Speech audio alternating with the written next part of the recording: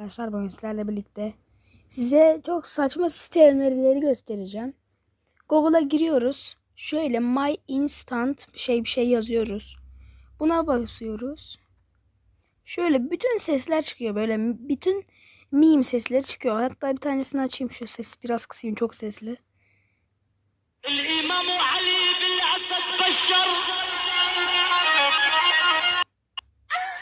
Mesela şu da var.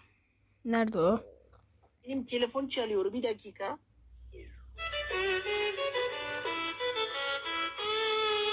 Son bir tane daha gösterip videoyu kapatacağım. Size girip bakabilirsiniz. Şöyle bak. En sona geldim. Yok, en son değilmiş.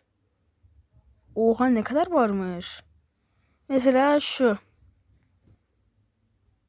Açılmıyor lan. Alsana. Bilgecan dede. Sen iyi misin? Video Alsana. bu kadardı.